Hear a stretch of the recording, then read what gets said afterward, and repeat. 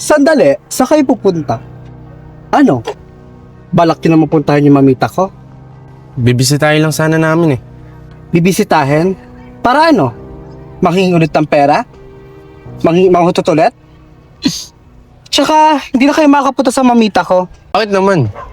Sabi nga ni Madam Nil, bumalik kami doon eh. Tigas talaga ng mukha mo eh, no? Wala naman mapapalain nil eh. Akin na yun. Akin na, kaya wag ka na pumunta dun ha. Una pa lang pinaalis na kita eh. Pero ba't mo balik ka? Ha? Yabang mo ah, lakas mong salita. Tulong ka! Ano ginagawa mo, Mel? Tulong ka! Madam! Madam! Mel, ano ginagawa mo? Please! Nakuha ko! Nagawa ko na! Bisan mo ito! Bisan mo!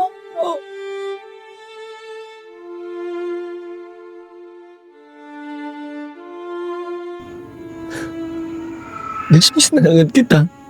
Miss na agad kita. Pero alam kong kahit pa paano masaya ka na.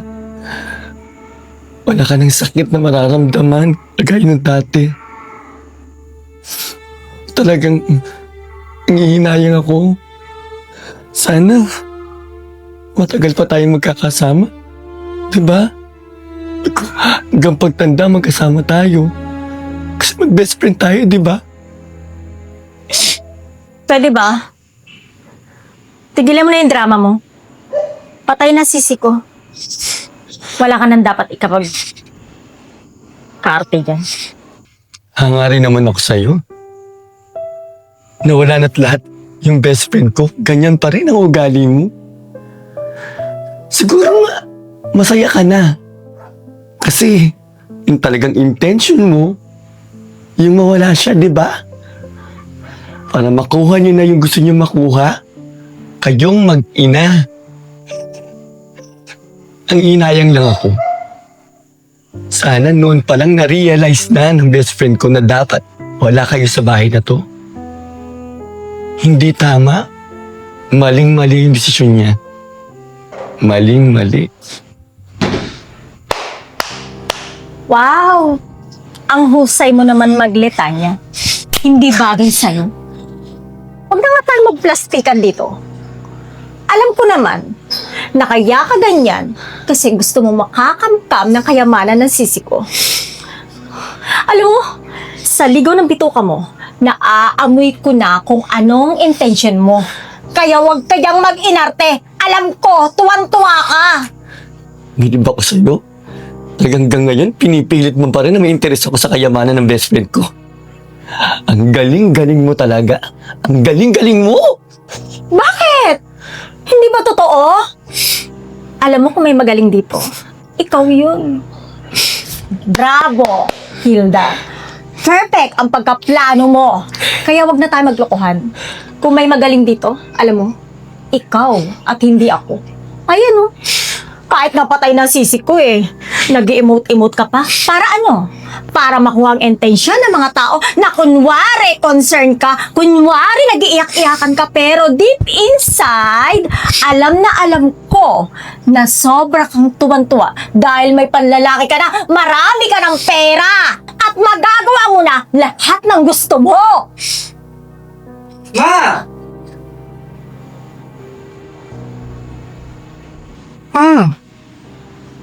Tama na. Igalang naman natin si Pamita. Patay na siya oh. Wala na.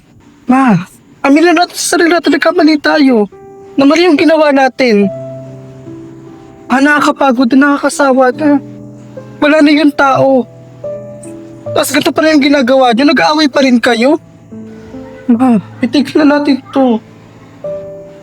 Tita, tama po si Aldrin. Igalan naman po natin yung abo ni Mamita. Ginagawa ko lang naman to kasi para din naman sa'yo to eh. Gusto ko magkaroon ka ng magandang kinabukasan. Kaya kung mali man tong ginawa ko, hindi mo ko masisisi kasi lahat ng ginagawa kong to para sa'yo. Ma, magsasila tayo. Kasi, alam naman natin na tayo yung talo sa huli. Kasi, wala rin naman tayo makukuha ang mana kay Mamita eh. Bakit na?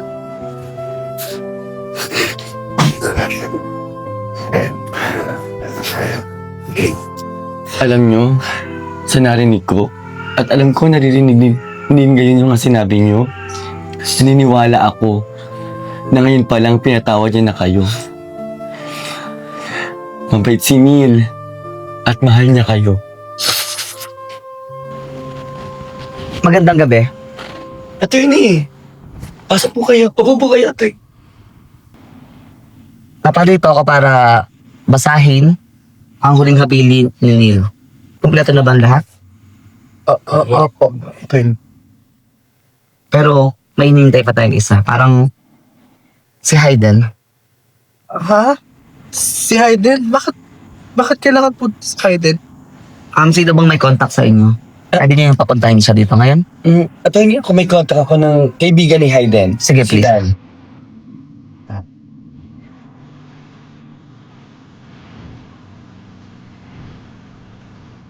Okay, since kumpleto na tayo, patuloy ko na pagbabasa ng huling habilin ni Adler.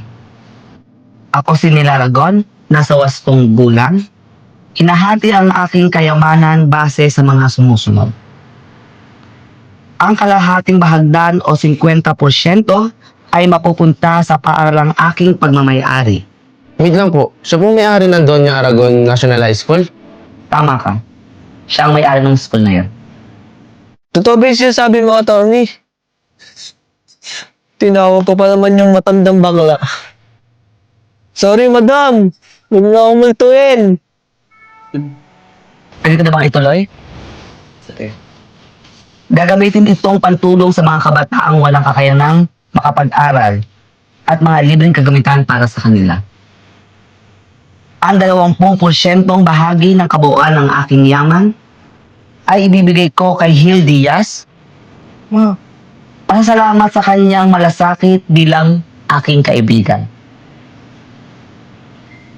Ang 10% ng aking kayamanan, kasama ang bahay at lupa, ay nahabilin ko sa asawa ng aking kapatid na si Mel de Amor at sa kanyang anak sa pagkadalaga.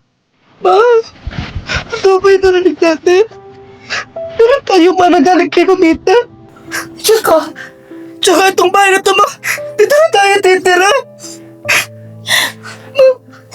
Mamita, maraming salamat. Sa kabila ng mga ginawa ko sa kanya, kabila ng mga hindi ko lubos maisip, maaalala pa niya tayong bigyan. Salamat, Sisi. Tutuloy ko na. At ang natitirang 20% ay para kay Hayden Inolongo bilang sa magiging matapat niyang manggagawa sa aking paaralan. Ito ay para sa kanyang kinabukasan upang mapaganda ang kanyang buhay. Sana naging malinaw sa inyong lahat ng mga habilin ni Neil. Ito ang mga kopya. At Hayden, pwede pa tayo makausap sa baba. Pre, narinig mo ba yun? Mayaman ka na, pre. Mili ka. Malata dyan na, pahingi ako bakit. 3 digits. Hayden, sorry ha. Sorry sa lahat ng mga nasabi ko sa'yo. Okay lang mo. Yaman na yun. Pare. Ako din humingi na tawad sa'yo. Okay lang yun. Napatawad na rin naman kayo eh. Bait talaga ng pare ko. Sorry din, pare, ha. Sorry. Sorry sa lahat ng nagawa ko. Sana mapatawad mo na ako. Okay na yun. Tawad na kita. Sorry din sa mga nasabi ko, ha? O iho, hindi basta-bastang halaga ang iniwan sa'yo ni Neil. Kaya huwag kang mag-alala, tutulungan naman kita para mamalis ang pera mo. At makakatanggap ka lang ng mga sapat na pangangailangan mo buwan-buwan para hindi madali maubos. Maraming salamat po. Hindi ko po maintindihan kung bakit po ako binigyan ni Mama ng gano'n. Pero, papasalamat po talaga ako. Dahil malaking tulong yun para sa akin. Mabait talaga si Neil. Kaya, ingatan mo yung perang binigay niya sa'yo, ha? Ako, Maraming salamat po talaga. Kailan mo malalaman sa pagkita ng takot at tapang? Kailan mo mararamdaman na ikaw na Uy, ay, sorry po. Oh, Hayden! Kamusta? Okay lang po. Kayo po. Kamusta po kayo? Eto, okay naman. Hanggang ngayon, school bay ka pa din? Di po Mamail. Teacher na po ako ngayon. Saan? Siyempre sa eskwelahan ng best friend mo. Ay, bongga! nag-aalalang hindi sapat. Pero bakit na ba ganito? May tulog bang pag-ikot ko kahit anong